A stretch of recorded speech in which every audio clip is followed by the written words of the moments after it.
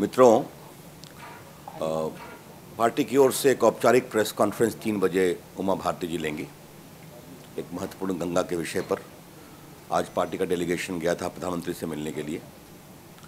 मैं आपके सामने 2-3 कमेंट करने के लिए आया हूँ। पार्टी की कोर कमेटी की बैठक आज अध्यक्ष जी के निवास पर हुई थी, जहाँ पर राष्ट्रपति के चुनाव, उपराष्ट्रपति के चुनाव, इन सबों की चर्चा हुई है। कर्नाटक के बारे में भी चर्चा हुई, जिसके विषय में आपकी जानने की उत्सुकता होगी। सायंकाल 6 बजे कर्नाटक के मुख्यमंत्री श्री सदानंद गौड़ा दिल्ली आ रहे हैं। यहाँ वो राष्ट्रीय अध्यक्ष श्री नितिन गडकरी जी, अपने वरिष्ठ राष्ट्रीय नेता श्री लाल कृष्ण आडवाणी जी, श्रीमती सुषमा स्वराज और श्री अरुण जेटली से मिलेंगे। उसके बाद जो भी निर्णय होगा हम आपको उसकी जानकारी बताएंगे। कर्नाटक के संबंध में मुझे आपको भी यही बताना था। मित्रों, now I come to a very serious issue in relation to the reported appointment of Mr. P. Chidambaram as the chairman of the group of ministers on telecom and spectrum. The media has widely reported it, and there is no denial from the government. This move flies in the face of the Prime Minister claim publicly made yesterday that I have maintained high standard of integrity in my conduct. ये श्री मनमोहन सिंह का वक्तव्य है जो कल के Hindustan times में छपा है। Prime Minister Dr. Manmohan Singh, the BJP would like you to explain how does the appointment of Mr. Chidambaram or reported appointment or move to appoint him at all go in accord with your this claim. Media में विस्तार से छपा है कि पूरे 2G मामले में किस प्रकार से चिदम्बरम भी इन्वॉल्व थे। प्रधानमंत्री ने संसद में बताया कि 2G स्पेक्ट्रम की प्राइसिंग श्री राजा और श्री चिदम्बरम की मीटिंग के बाद तय हुआ था, जो मुझे बताया गया था। यह बात स्पष्ट रूप से नोन है कि अपने वरीय पदाधिकारियों के बार बार आग्रह के बावजूद, जिसमें उन्होंने कहा था कि इसका निर्णय 2007-8 में मार्केट के द्वारा होना चाहिए, श्री चिदम्बरम ने श्री राजा के साथ मिलकर 2001 के कीमत के आधार पर 2G स्पेक्ट्रम की कीमत तय की।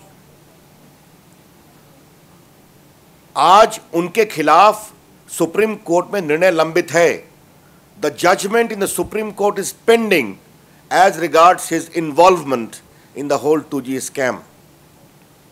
Mr. Raja, in the course of trial, reportedly and repeatedly claims that Mr. Chidambaram should also be called as a witness. Many are requesting him to be made co-accused. आपको ये भी मालूम है कि मैक्सिस एयरसेल डील में जो CBI inquiry कर रही है, उसमें उनके परिवार से जुड़े लोगों के बारे में बहुत सवाल उठाए गए। ये जो यूनिटेक और स्वान ने अपना जो शेयर बेचा स्पेक्ट्रम मिलने के बाद, लाइसेंस मिलने के बाद, एट वेरी हाई स्टेक्स, ये भी चिदम्बरम साहब की अनुमति से हुआ था। Therefore doctor Manmohan Singh, please explain how can Shri Chidambaram even can be remotely considered to be head the GOM on telecom and spectrum when there is overwhelming evidence of his involvement in the lower pricing of spectrum in collusion with Mr. Raja, when a judgment is pending in the Supreme Court about his move, about his possible implication, when the whole Aircel Maxis deal is subject to investigation by the CBI, including disturbing questions about people close to him, he having approved the high-stake transfer of shares of Swan and Unitech, who are subject to criminal investigation and trial. In the light of these weighty reasons. Dr. Manmohan Singh, have you decided to throw constitutional propriety to the winds? Or there is serious talent deficit in this government? BJP ये सवाल बहुत ही गंभीरता से उठाना चाहती है। ये देश के साथ क्रूर मजाक किया जा रहा है। हम इसका पूरा विरोध करते हैं और विरोध करेंगे। और जो बात हम बार बार कहते थे कि संवैधानिक ईमानदारी, शासकीय पारदर्शिता और संसदीय और राजनीतिक उत्तरदायित्व, इन सबों में ये सरकार बहुत ही ढीली है, आज वो कंफर्म होता है। The BJP has been claiming that this government is seriously slack on the issues of constitutional propriety, political integrity, parliamentary and political accountability. And this decision only confirms that.